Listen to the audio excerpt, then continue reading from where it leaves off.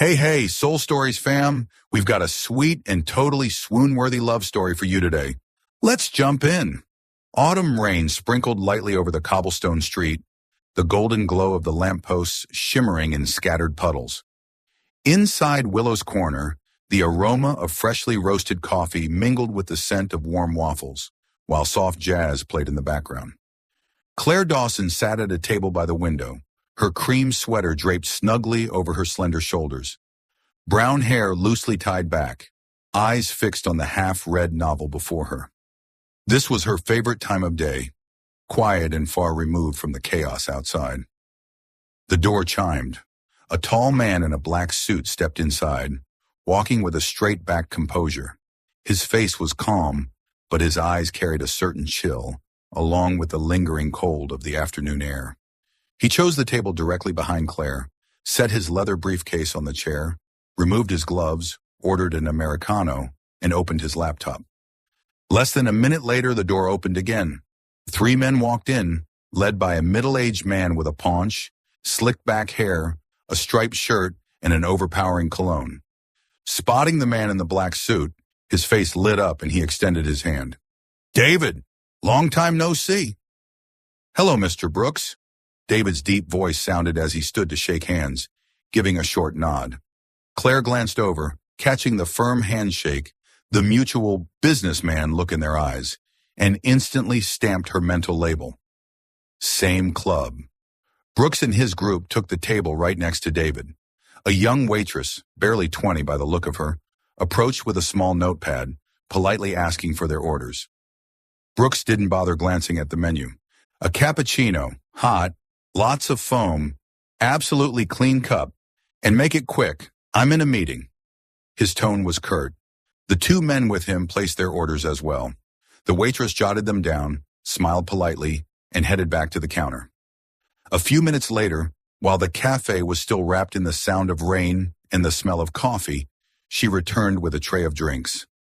"Hot cappuccino for you," she murmured, setting the cup in front of Brooks. He glanced into the cup, raised an eyebrow, and let out a mocking chuckle. "This is your cappuccino? Are you stupid? Can't tell the difference? This is clearly a latte. You think I can't tell?"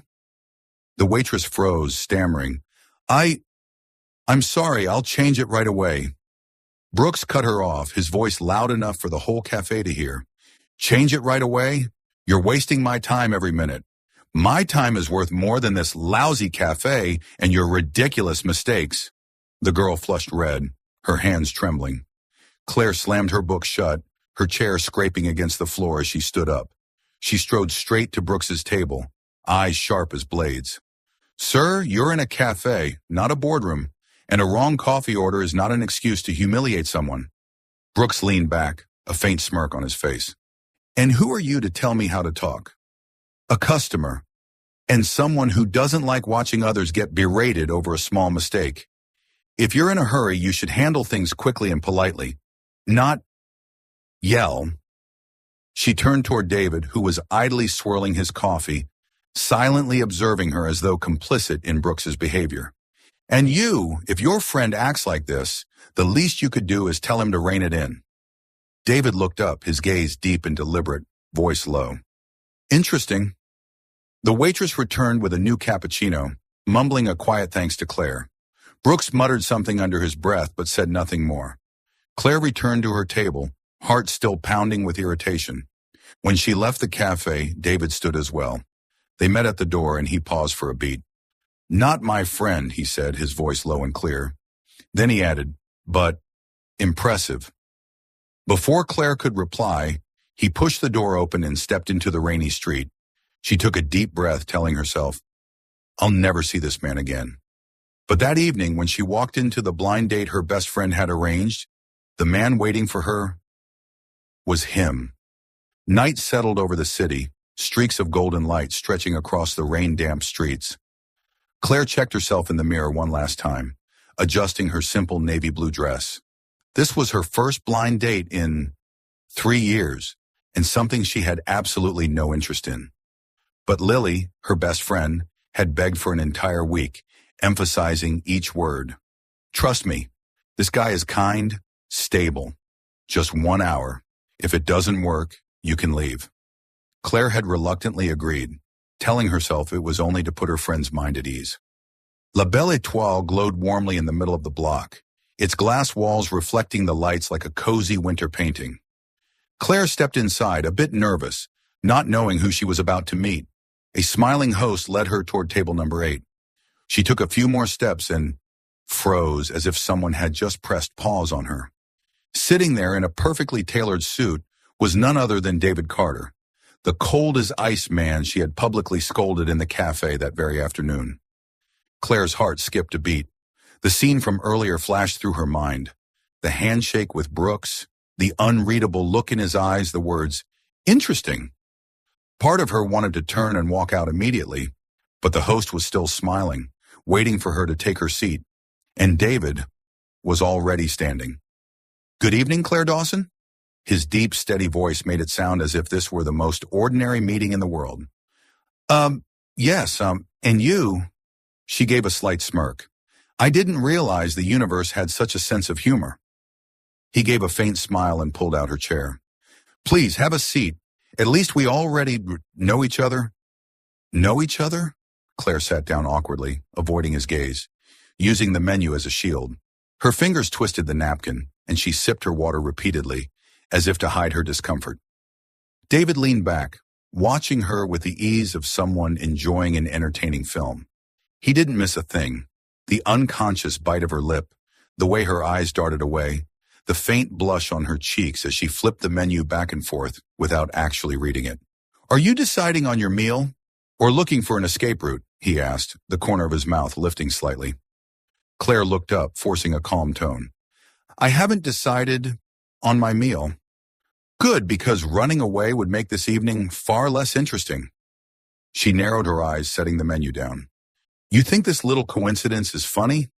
"Pretty amusing. It's not every day I get to have dinner with someone who scolded me in public." They placed their orders.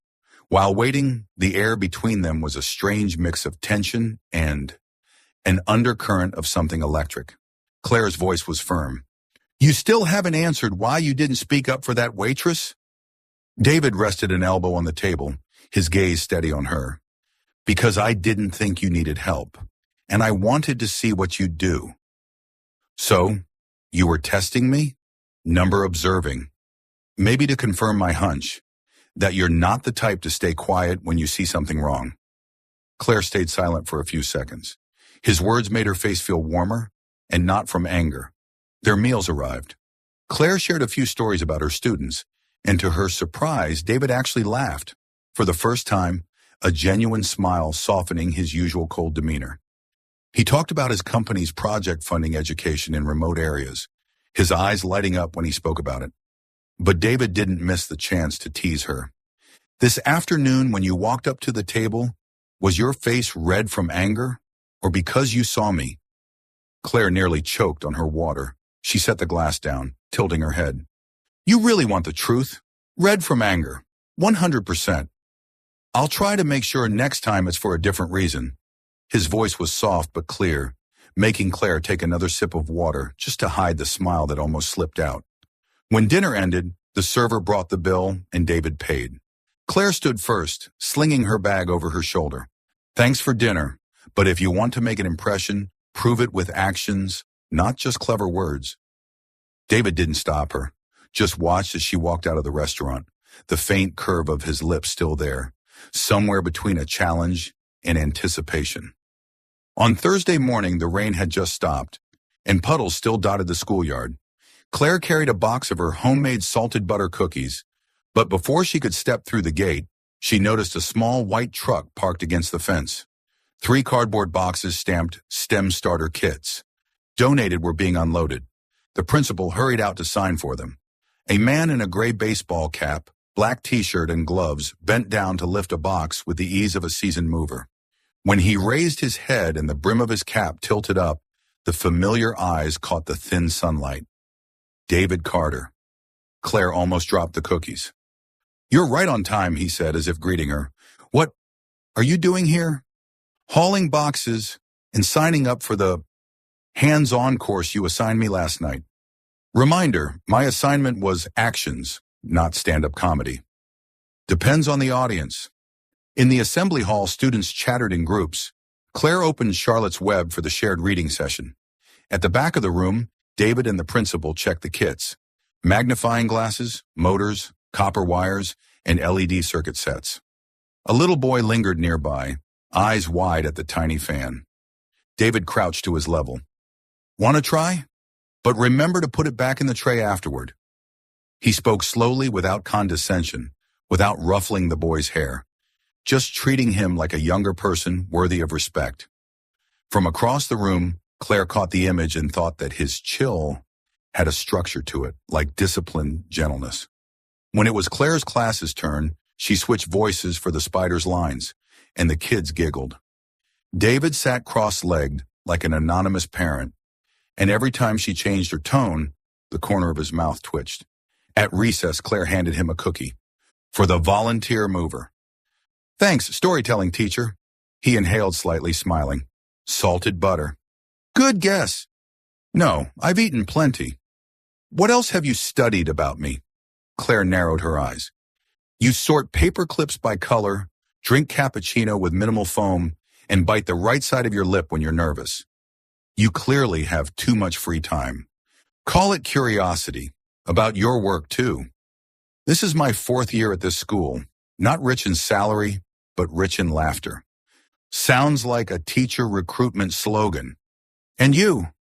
I work in a field where people think I don't know how to smile. He glanced at the children. Today I do. On Wednesday afternoon at the Neighborhood Community Center, the Sharing Fridge program launched.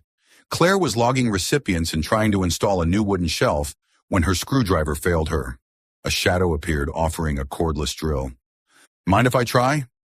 CEO with a carpentry license, I assume. No, but I do have a license in reading instructions. They leaned over the shelf together.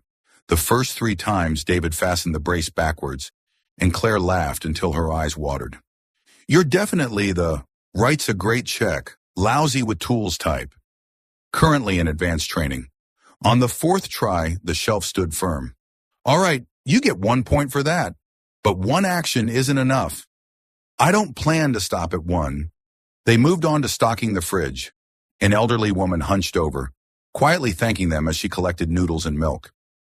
David silently added a box of tea and a slip of paper with the address of a free clinic, speaking softly so she wouldn't feel embarrassed. Claire watched, feeling her chest soften, like bread fresh from the oven. Do you do this often? Sometimes, especially when someone tells me to prove it with actions. I also said, don't be cliché. Which is why I don't ask the elders to tell their life stories for a news feature. Quiet is sometimes faster. On Sunday, the Riverside Park held a cleanup and tree planting event. Claire's students all wore gloves too big for their hands. The man in the gray cap showed up and everyone assumed he was a parent, until a bee chased him around a flower bed. The kids burst out laughing. You just signed up for the comedy division, Claire said, clutching her stomach. I'm diversifying my data, David replied, still holding a shovel. They dug holes together, Claire steadying a young maple, David shoveling soil over the roots. Gentle, the roots need to breathe. Like people, especially CEOs. He held her gaze a moment, then nodded. Note, roots and people need to breathe. The kids competed to stick on the label Tree of Class 2B. David took a marker and wrote, Room for leaves, not for worries. He handed it to Claire. She laughed. Who taught you wordplay? A teacher I just met. She bites her lip when she's nervous. Stop monitoring my facial expressions. Number curiosity is my job. And me, can I stop grouping you with the wolves now? We'll see, he said, calm but warm. In the days that followed, they kept running into each other in places Claire never expected. At the book club meeting in the library, David sat in a corner answering emails. At tense parts of the story, he would glance up.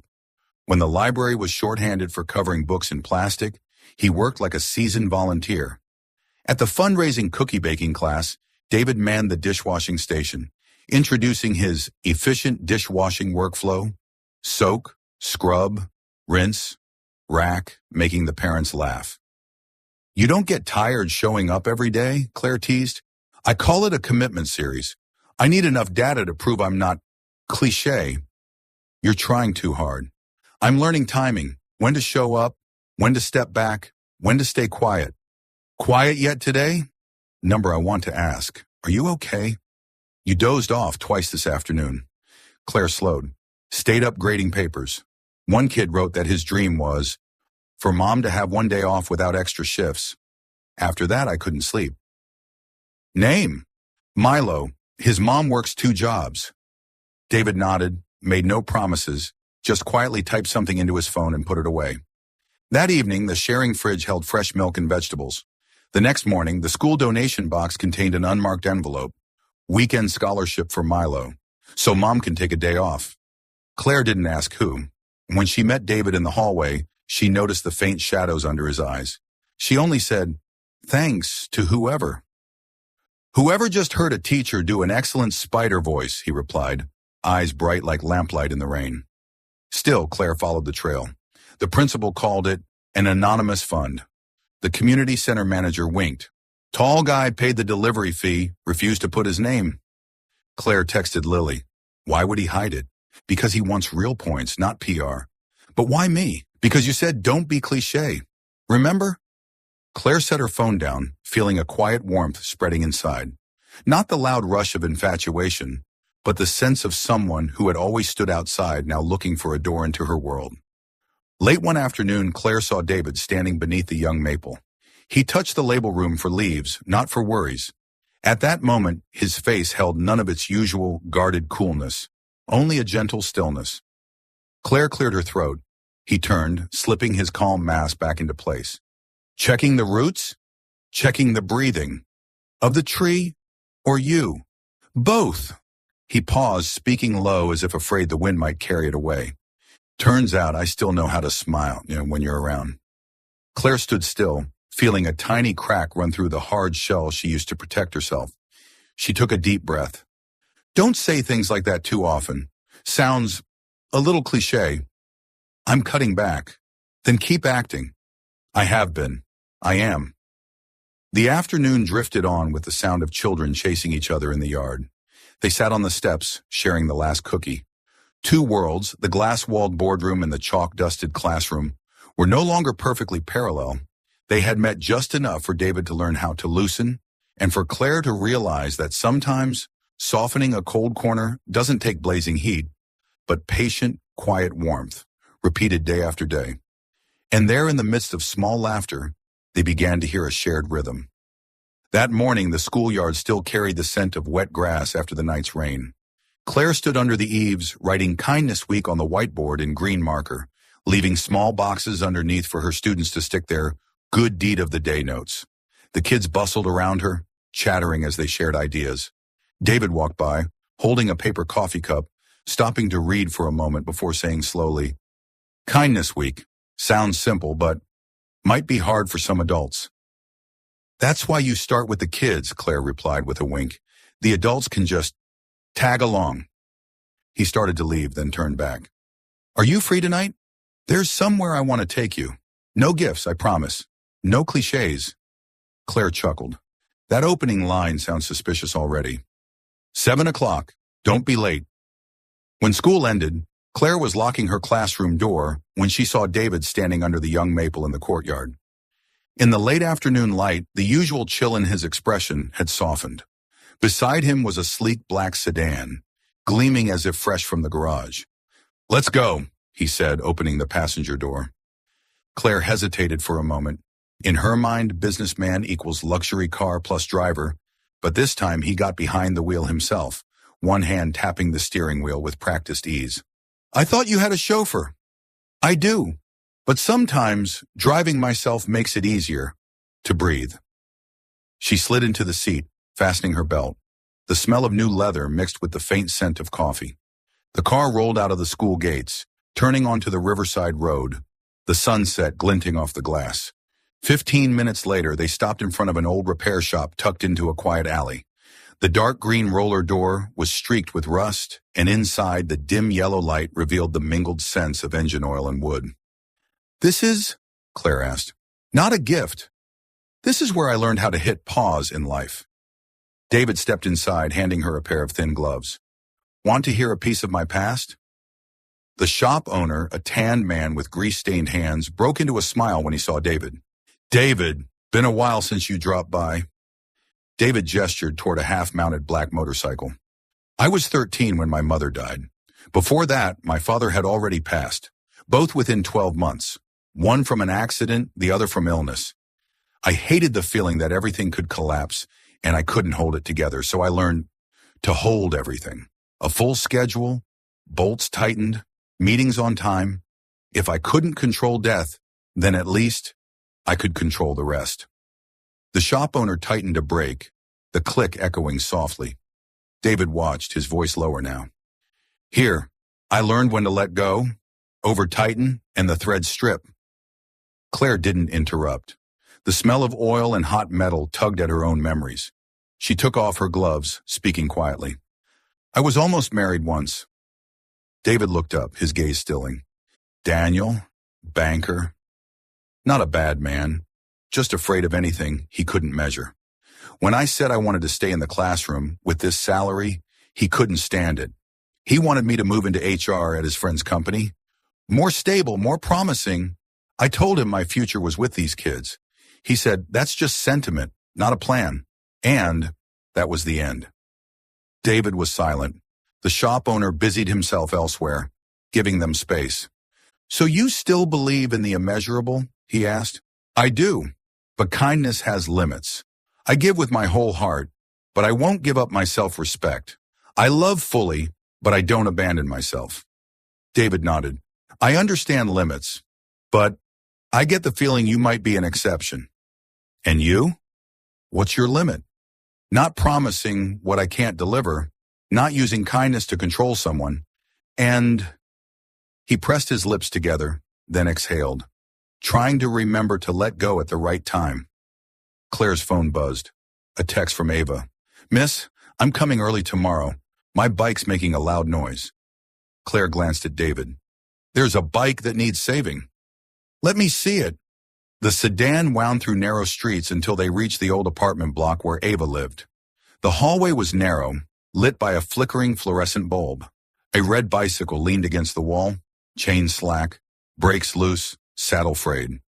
David popped the trunk and pulled out a toolkit. Allen keys, pliers, a small oil can. I don't know if you prefer your help public or quiet, but with kids, quiet is usually better. Claire stood beside him, holding her phone as a flashlight. The sharp click of the chain seating into place sounded clean. He adjusted the brakes, spun the wheel, tightened with just the right pressure. She's a fast rider, Claire said with a smile. When we hit the exciting parts in a story, she practically leaps out of her seat. Then I'll make the brakes extra responsive, David said, tightening another quarter turn. But not too tight. Roots and people need to breathe, remember? A nearby door opened. A thin woman with hastily tied hair peered out. Miss Claire? Hi, has Ava gone to bed? Just fell asleep. She's been so happy about that star sticker you gave her. Kept talking about it. She glanced at the bike, then at David, her eyes misty but smiling. Thank you. Both. David simply nodded. As they walked out, Claire noticed the dust on his knees. A CEO with dirt on his trousers. Your PR team would be horrified. Luckily, they're not here tonight. Besides, some stains are worth keeping. On the drive back, Claire asked, after losing your parents, who did you live with? My aunt for a while, then dorms, then rented apartments. Living alone is easier to control. But the tighter you hold, the more some things slip. Like what?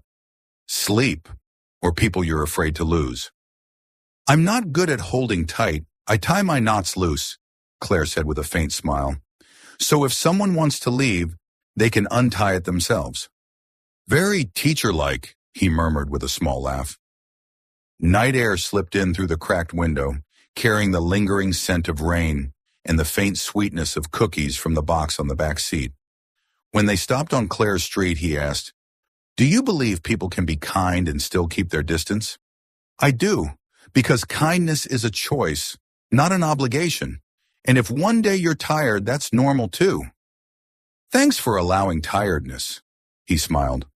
I'll still be at the school tomorrow. I owe you one more hands-on session. What category? Fixing a bike bell to match a heartbeat. That sounds cliché. I'm cutting back. Claire laughed. As he turned into the stream of night traffic, she realized the fragments they'd shared hadn't pushed them apart, but had brought their two seemingly different worlds just close enough to breathe together. That morning, the schoolyard buzzed with unusual excitement. Stalls lined the row of maple trees, decorated with balloons and hand-lettered signs and bright markers. The smell of baked goods, popcorn, and freshly roasted coffee mingled with the cheerful shouts of children calling to one another. Claire, in a sea-blue dress, held a microphone as she stood on a small wooden stage in the middle of the yard, testing the sound. 1, 2, 3. If you can hear me clearly, please give a round of applause. The students clapped enthusiastically, a few parents joining in. Claire smiled. Perfect. Let's get started. Today we're all here to raise funds for new library books and to renovate our school library. She introduced each booth, each game, and each student performance. Her smile never left her face, but her eyes caught every small moment. A parent bending to tie a shoelace, a boy tugging his mother toward the goldfish tank, a little girl hugging tightly the teddy bear she just won.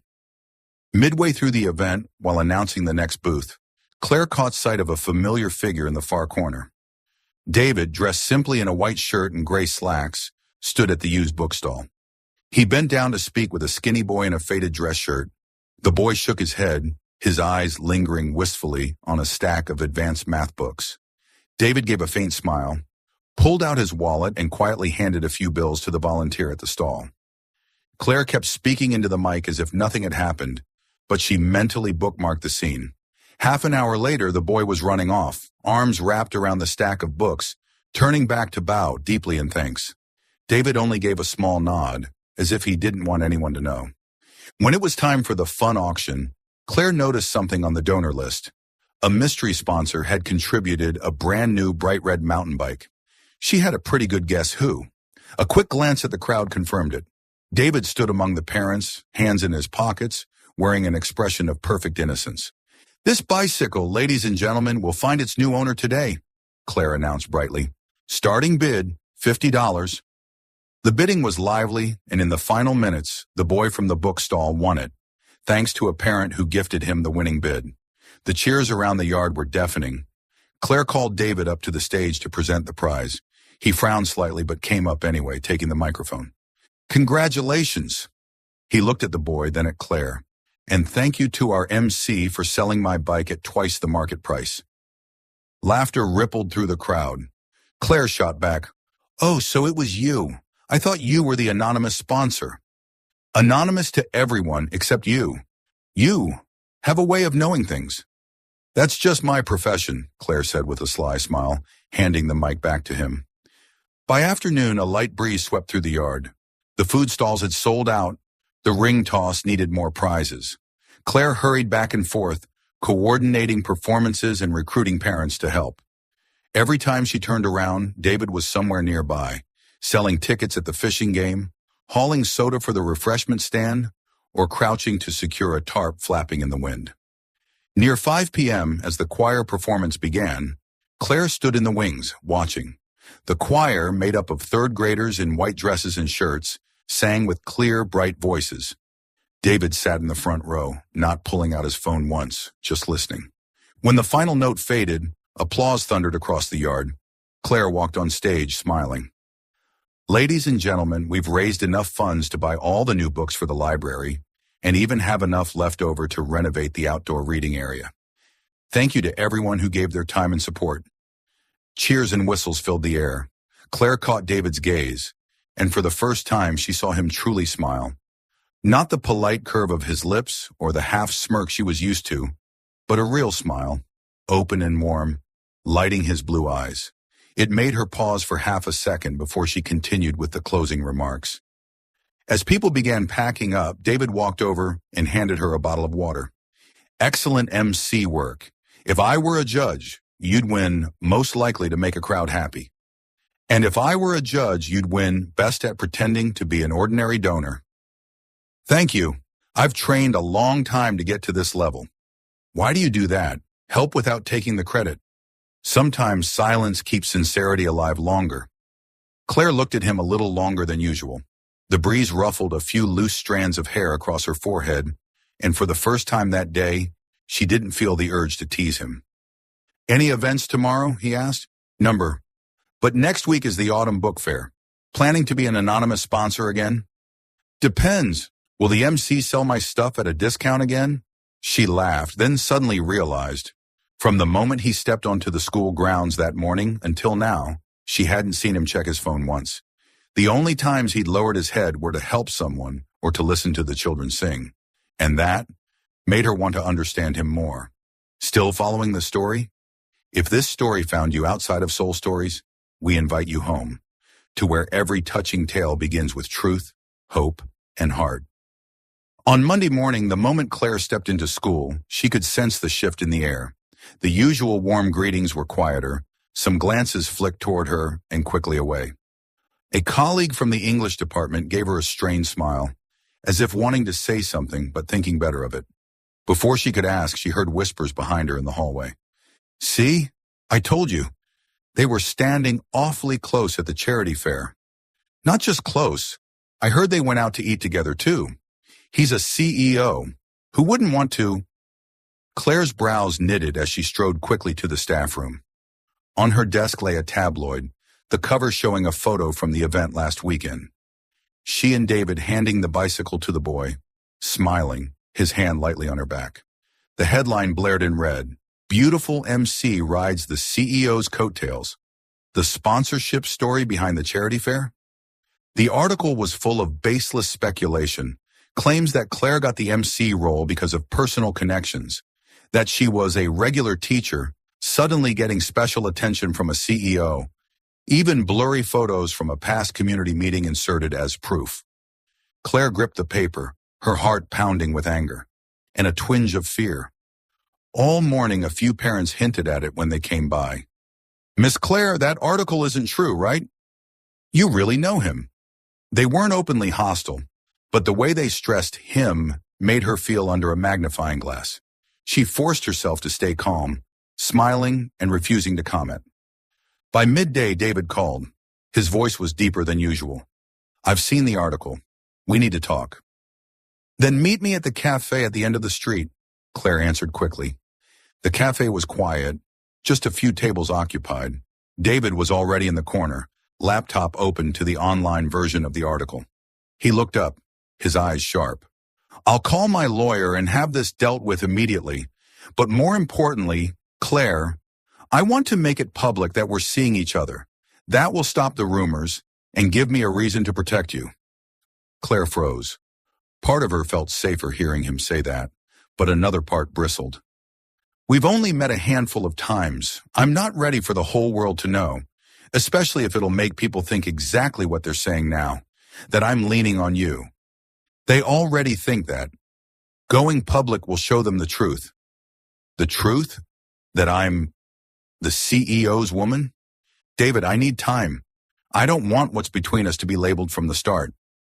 He was silent for a few seconds, his hand tightening around his coffee cup. He wasn't used to being refused, especially when what he was offering was meant to help. "You're letting them drag your name through the mud." "I know, but I want to prove for myself that I'm not what they say." Their eyes locked, hers steady, his protective but frustrated. David exhaled and gave a small nod.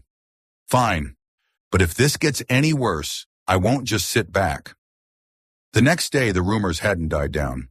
In the hallway, Claire caught snippets of laughter at her expense. A parent canceled a meeting at the last minute, citing a busy schedule, but their tone over the phone was cold. That afternoon, heavy rain fell. Claire stayed late in her classroom, reorganizing the reading corner. A knock on the door startled her. David stepped in, rain dampening his suit, drops sliding down his hair. "I told you, I can't just sit still." He set a paper bag on her desk. "This morning I sent the paper a formal response demanding an apology and a retraction. This is the copy." Claire opened the bag and saw an envelope with a law firm's logo. She looked up to say something, but he continued, "I won't go public if you're not ready, but I'll do everything I can to protect your name." His voice wasn't loud, but it was unwavering. And in that moment, with the rain outside and his eyes on hers, Claire realized the tension between them wasn't just about the rumors. It was about the fragile line they were standing on. One step closer would mean near. One step back would mean far. She pressed her lips together and nodded softly. "Thank you, David." He held her gaze for a moment longer, then smiled faintly. Consider it an action, not just empty words. The tease lightened the air, but Claire knew. This storm was far from over. After the meeting at the cafe, Claire all but vanished from David's usual orbit. She didn't cut contact entirely, but her replies to his messages were short, politely minimal. He texted, "How's class today?" She answered, "Fine." He sent a photo of his coffee with the caption, "Missing a drinking partner," and she responded with a single laughing emoji. David, a man accustomed to the efficiency and decisiveness of the business world, recognized this for what it was, her way of drawing a boundary. He didn't blame her, but he couldn't deny the sting. In his wide office with its floor-to-ceiling windows over the gray-blue skyline, he often found himself pausing mid-task, eyes drifting towards some corner of the city, as if hoping to catch sight of her. Claire, meanwhile, buried herself in schoolwork. She arrived early, left late, even took on extra tutoring for struggling students. Busy was the safe excuse not to think about David or about the warmth and danger she felt in his presence. The image of that tabloid headline, "Young teacher rides the CEO's coattails," still cut at her every time she remembered it. One Friday afternoon, her class was working in groups when Mia, the small, timid girl who always sat in the corner, suddenly collapsed onto her desk. Claire rushed over, calling her name in alarm. The other children froze, some on the verge of tears. Claire scooped Mia into her arms and hurried to the school nurse's office, her heart pounding. After a quick check, the nurse said Mia needed to go to the hospital immediately due to severe anemia symptoms. Claire phoned her mother. The woman arrived in a worn coat, face etched with worry. Together, they took Mia to the nearest hospital. The doctor said Mia needed full tests and possibly long-term treatment. Hearing the cost, her mother bit her lip, her voice barely above a whisper. "Doctor, is there any way to pay in installments?" Claire's heart tightened. She knew this family situation. Mia's mother worked night shifts at a garment factory, barely making enough for rent and food. That night, Claire returned home late. Her small apartment was silent except for the ticking clock and the warm glow of her desk lamp. She sat down, searching online for medical aid programs for underprivileged students. She sent emails, made calls, but all the answers were vague. "We'll review the case and get back to you." Later. That word felt like a bottomless pit when Mia's health couldn't wait. She dropped her head onto her arms, exhaling deeply. A name flickered in her mind, but she shoved it away. David was not the solution. She didn't want to owe him anything more.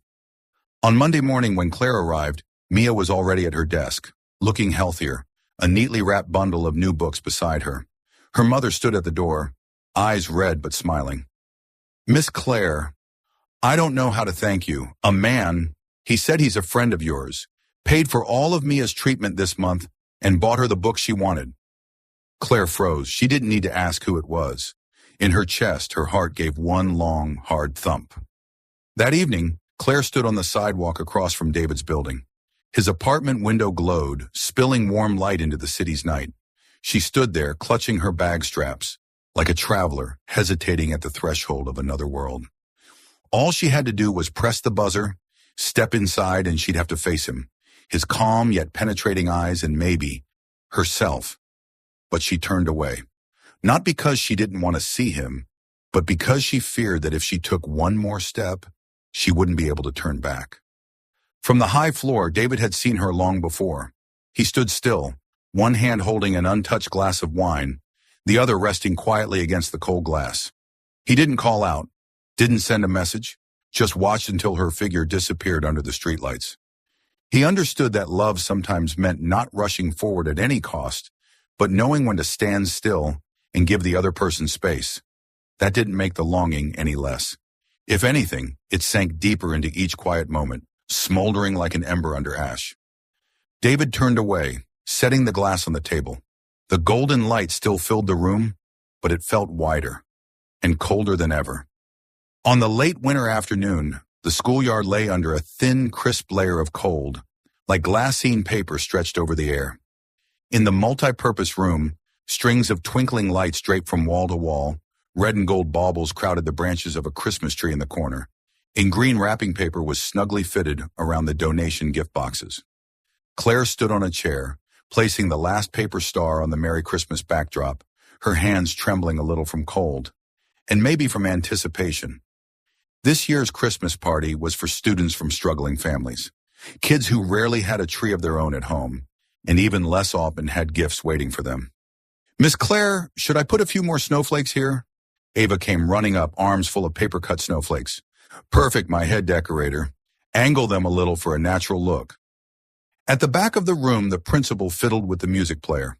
A volunteer parent was setting up a pot of hot cocoa, the scent of chocolate curled together with cinnamon and peppermint.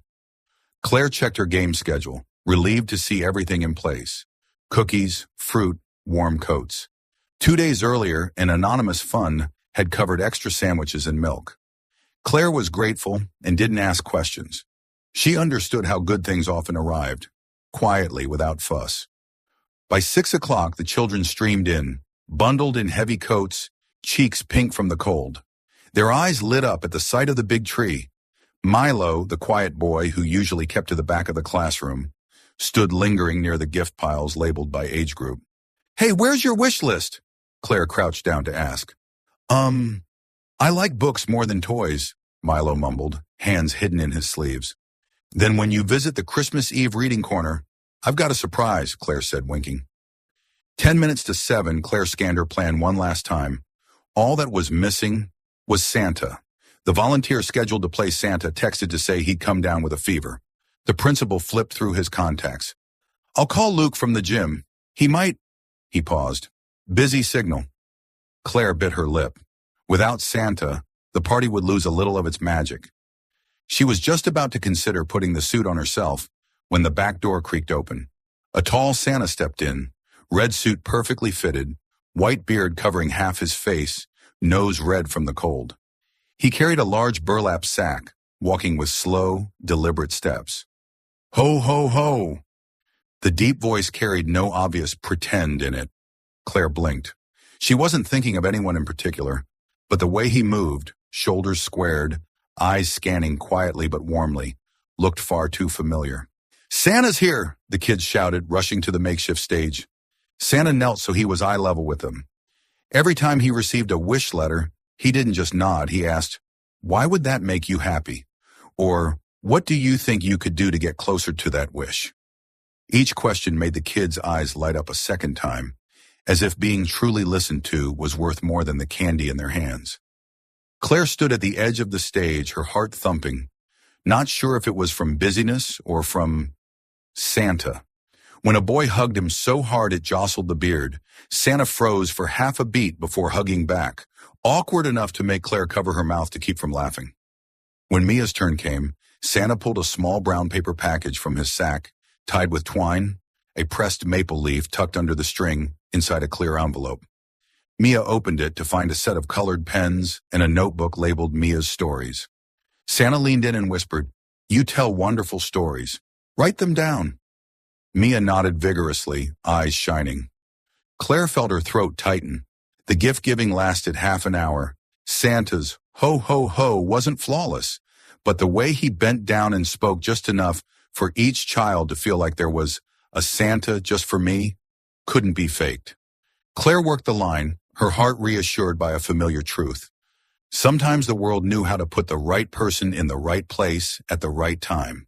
When the kids moved on to ring toss and cookie decorating, Santa quietly slipped backstage. Claire hesitated, then followed, stepping around the curtain. In the glow of a small yellow light, Santa was taking off his white beard. Cold air from the hall drifted in, bringing scents of cinnamon and damp wool. "So, I guessed right," Claire said first, teasing but soft. David looked up, half his face now his usual self. He placed the beard in its box, loosened the red collar, his gaze holding a rare hint of self-consciousness. "Because my ho-ho was terrible," he admitted, mouth quirking. "And because you asked the kids, why would that make you happy?" That's a question from someone who knows how to listen. I copied it from the teacher of Class 2B, David said, smiling faintly. Heard you ask your students in book club. A brief silence fell, soft as snow. Outside, jingle bells played again, the kids' laughter carrying through as a ring landed on the wooden reindeer. Christmas? I never liked it, David said, looking down at the wool gloves. After I was 13, it felt like inventory day. Who's still here? Who's gone? I avoided it. This is the first time I've worn a Santa suit. Thank you for coming, Claire said honestly. The kids believe in magic, but magic needs someone to carry the bag and ask the right questions. David lifted his head. In his eyes, the reflection of a string of Christmas lights glimmered between the curtains. I know you've been avoiding me lately, he said plainly. I respect that, but tonight I thought, some things you just do. You don't overthink. I know about Mia, Claire said softly, almost too quiet for the air to catch. Thank you for helping, and for saying nothing. That's one thing I can absolutely do, David replied quietly. Say nothing. They stood together among cardboard boxes of spare gifts, the warm light coiling through the metal rails above them. A breeze through the door seam made the backdrop sway, the painted Christmas tree moving as if the wind had made it real. Aren't you tired of having to prove yourself all the time? Claire asked. I once threw you that challenge. Prove it with actions. Now it feels like I handed you a test. Tired, sure, David said honestly, but not because of the actions. The hardest part is learning the right distance. Close enough to help, far enough not to impose. I'm still not great at it. You're better than you think, Claire said, nodding toward the Santa hat on the chair. Wearing something silly to make someone else happy. That's a hard assignment. So, did I pass? He asked, half teasing. You get extra credit, she replied, teasing back. The kids' voices called from outside. Miss Claire, story time. She turned to go, then paused. Will you stay and help clean up after? Even Santa does dishes. Santa with dishes is an underrated skill, David said, pulling on his wool gloves. But I have a process. Knew it, Claire laughed. The story time took place under warm lights, the children in a circle, blankets over their knees. Claire read the snowy day, her voice as soft as the paper's hue. At one point, she spotted Santa leaning against the back doorway, listening silently, eyes free of their usual guarded chill. When the story ended, Milo was the first to run up and wish her Merry Christmas, followed by Ava tugging her hand. Read another, Claire grinned. Tomorrow, now it's cookie decorating. David joined the parents in the kitchen area, rolling up red sleeves, turning the communal sink into a true assembly line. Scraper, washer, rinser, rack. Don't stack them yet. Let them drain for 2 minutes, he advised, voice calm and matter-of-fact, like in a board meeting. The volunteers laughed. Santa washes dishes like a CEO. Trade-off, CEO like Santa. I can manage, David quipped. By 9, parents had started picking up their children. Outside, the Christmas lights scattered dots of glow across thin patches of ice on the steps. Claire pulled on her coat, carrying a trash bag toward the bin, only to find David waiting with 2 more bags. I could argue to take the heavier one, he said. No need. You get points for not being cliché, she replied, taking one. They walked down the quiet hall, just music in the background and the soft sweep of a broom. Setting the bags down by the bin, Claire paused by the small maple tree the Class 2B kids had planted. On its branches, a few paper snowflakes still dangled. I used to think rumors were the worst, Claire said, eyes on a trembling leaf. Now I think it's scarier to let rumors decide how you live, who you trust, and where you step. I don't want you to step anywhere because of me, David said slowly. I just want to walk alongside when you need it. Claire looked at him. Up close, she could see the faintest lines at the corners of his eyes, the deliberate restraint in the way he didn't reach out, didn't pull her into the warm space called, I'll take care of it. He was learning to stand on the edge she'd drawn, and that made her want to take a step closer. I trust you more than I thought I would, Claire said quietly, like placing a small solid stone into the foundation. Not because you help so many people, but because you know where to stop. A breeze stirred, making the lights flicker. David's mouth pressed into a smile which shifted back to his usual seriousness. Then I'll keep practicing. No asking for more, no going public, no false promises, just doing what I know I can do. Can Santa take on another task? Claire tilted her head. Does it come with a clearly defined scope of work? He asked, a flicker of humor in his eyes. Tomorrow, help me reorganize the reading corner. The kids need a new bookshelf. I need someone with a drill who can read instructions. I have that certification, he said with a nod. They lingered a moment longer, without needing to say more. At the far end of the hall, the principal opened the door, waving and wishing them a Merry Christmas. Claire returned the greeting, then turned to David. Thank you for tonight, for Santa, for the right questions, for the awkward hug with the first kid. I'll work on making my ho-ho rounder, he said quietly. Don't make it too round. It'll sound fake, she smiled.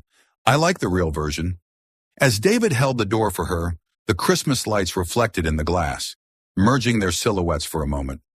No hurried hand-holding, no grand promises, just a subtle shift in Claire's heart, from the doorway of doubt toward a quiet, sturdier trust. In the corner of the multi-purpose room, the Santa hat lay on a chair beside a handwritten card from a child. Thank you, Santa, for asking me why I'm happy. Claire folded it gently and handed it to David. A keepsake from Class 2B, she said. I'll keep it, he replied. Outside the gate, a thin snow had begun to fall. Slow, light, just enough to change the color of the steps. Claire pulled her scarf up to her chin, offering a soft substitute for a blessing. Silent night. Silent night, David echoed, his voice low and warm as cocoa laced with cinnamon. And in the hush of falling snow, the party ended. But something else had begun. A trust without noise, without grand gestures, built instead on a glance. A respected distance, and a Santa hat hung on a hook. A reminder that sometimes the warmest act is the one left unnamed. On the morning of New Year's Day, the town still carried the lingering scent of wood smoke from the fireplaces, and a faint mist clung to each windowpane. At school, the sound of children's footsteps was livelier than usual. After the winter break, they were eager to show off their gifts and share stories of their trips. Claire walked down the hallway, arms full of papers to grade, her mind still replaying images from Christmas Eve, the warm eyes behind the Santa beard, the questions he'd asked the children, and the words, I just want to walk alongside you whenever you need. She had no intention of avoiding him anymore, partly because of that sentence, and partly because she had realized she trusted him more than she had thought. But to start over, they needed a straightforward conversation, no detours. At noon, Claire spotted David standing in the school's backyard, next to a row of bare maple trees. He was talking with the principal about sponsoring some new sports equipment. His gray coat draped over his tall frame, his hair slightly tousled by the wind. Yet his voice remained deep and unhurried as always. When he saw her, he paused for half a second, then smiled in greeting. Hello, teacher, he said, tilting his head slightly. Hello, Santa, Claire replied, then gestured. Can we talk for a bit? They found a quiet corner in the library where the midday light streamed down onto the long wooden table, the scent of old books mingling with the aroma of mint tea from the mug Claire had brought. She set the stack of papers aside and sat across from him. David was silent for a few seconds, as if arranging his words. Finally, he began. I'm not good at showing my feelings, Claire. I never have been. When I was a kid, every time I let myself get too close to someone and then lost them, it felt like a part of me was being ripped away. I lost my father, then my mother. I decided the safest way was to keep my distance. Don't let anyone rely on me too much. And don't let myself rely on anyone. His voice didn't tremble, but Claire clearly saw his hand tighten slightly around the teacup in front of him. But, he continued, that also made me cold, even distant, even with people I care about. With you, I did exactly that. Claire looked at him, her heart a mix of emotions. She recalled the times he stayed silent when she needed an explanation, the times he chose quiet actions instead of a single comforting word. Back then, she thought he was indifferent. Now she realized it was simply how he survived. I was wrong too, Claire said, her tone soft but steady.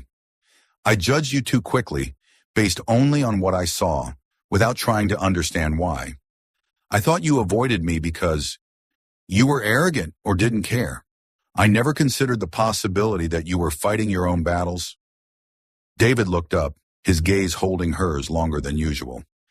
Thank you for saying that, he replied. They were silent for a moment. From a corner of the reading area came the sound of pages turning and the quiet murmurs of a group of students discussing their math homework. All a gentle backdrop as the two of them steadied their own heartbeats.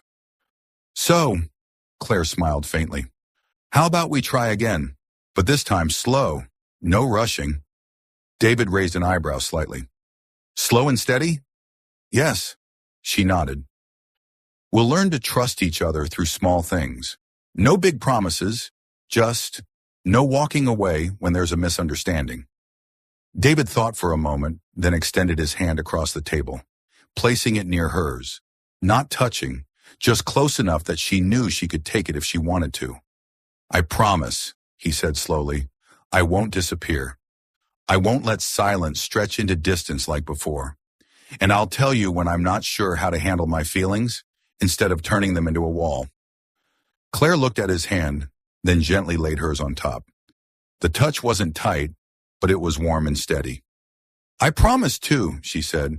I'll ask before I assume, and I'll give you time to open the door. A small smile tugged at the corner of David's lips. He turned his hand, lightly lacing his fingers with hers. I think slow and steady sounds like a business contract, he joked, his voice softer than usual. If that's the case, then this contract has no expiration date, Claire replied, her gaze carrying a hint of challenge. The midday sunlight poured through the window, spilling across the table, touching the two hands intertwined. In the quiet of the library, without any agreement written on paper, they had just laid the foundation for something new, a beginning without noise, but perhaps strong enough to weather every winter. In the weeks following their conversation in the library, Claire and David's relationship seemed to settle into a new rhythm, slower, yet steadier. The tense silences and guarded glances were gone.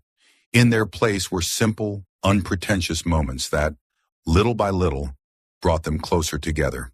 Their first outing after the promise was on a Saturday morning when Claire invited David to the outdoor farmers market. At first, he was a bit surprised because, in his world, grocery shopping usually meant having an assistant handle it or ordering online. Still, he showed up on time, wearing a navy crewneck sweater under a light coat, looking so ordinary that Claire couldn't help but laugh. You look like a regular person now, she teased, handing him a canvas tote bag. I'll take that as a compliment, he replied, his tone carrying a hint of dry humor.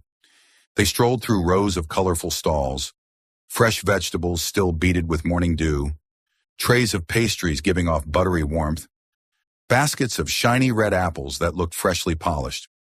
Claire moved briskly from one stand to another, explaining how to choose ripe but firm tomatoes, how to tell if honey was pure.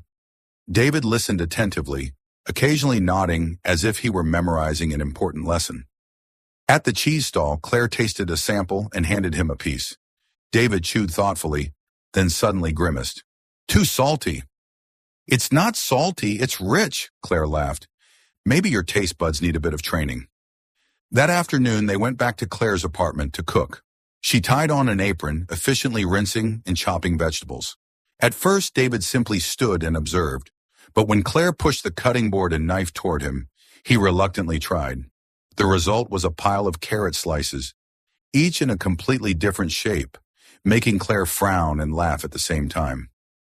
If you ever worked in the kids' cooking class, they'd probably think this was a lesson in creative geometric freedom, Claire teased. Well, that's not a bad thing, David said, utterly unbothered. A week later, Claire invited David to help with an after-school cookie baking activity to raise funds. Initially, he planned to just watch from the sidelines, but the children quickly pulled him to the table. Soon, the image of the cold, composed CEO from corporate boardrooms fumbling with flour and star-shaped cutters became the highlight of the day. Wait, don't pour all the flour in, Claire began, but it was too late.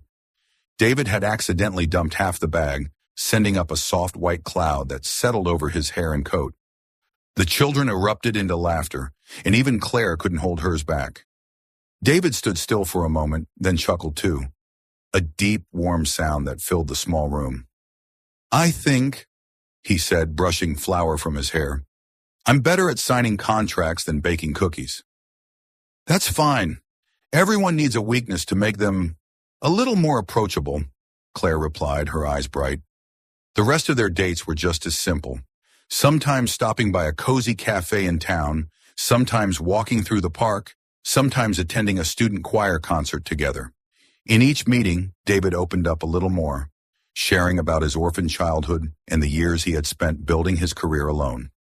Claire listened without interrupting, occasionally asking questions that made him pause and smile.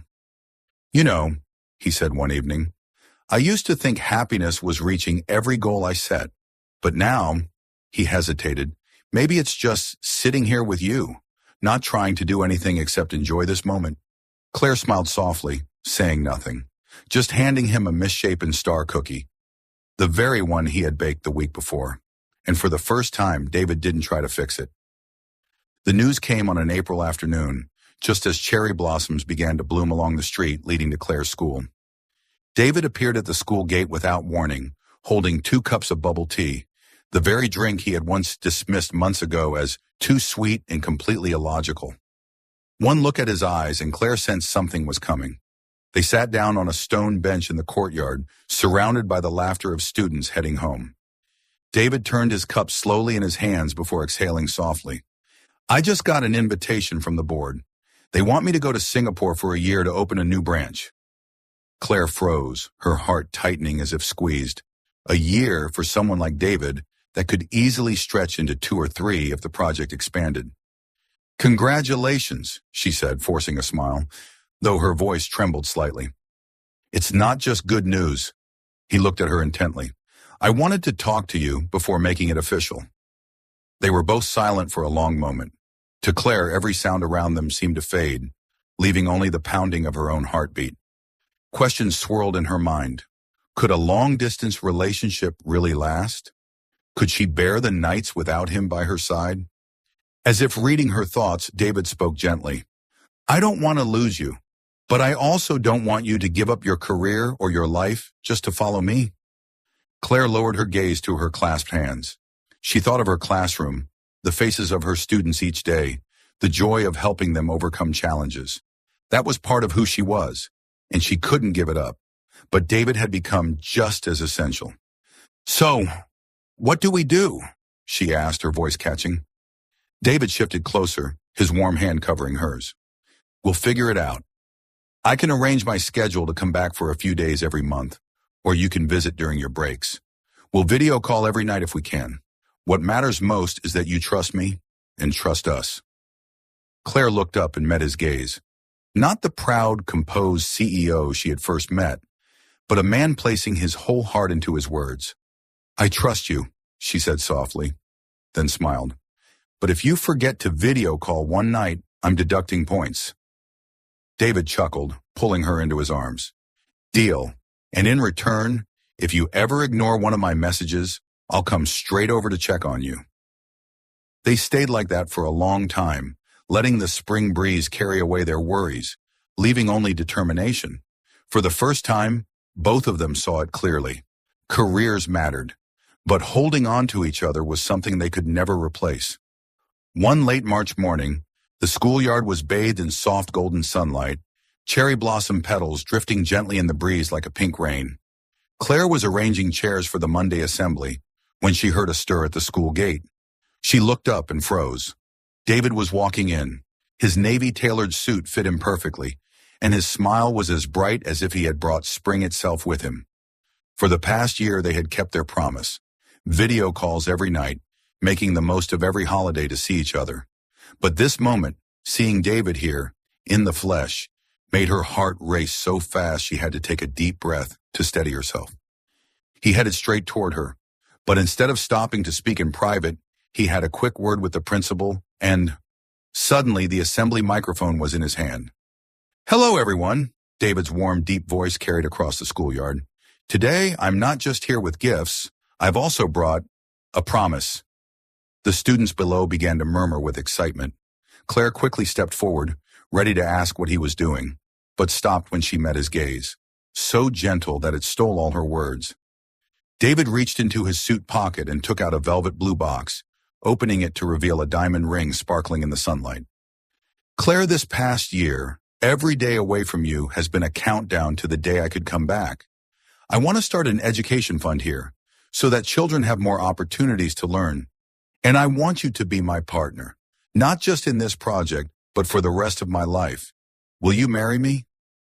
The schoolyard fell utterly silent, the only sound the rustle of blossoms in the wind.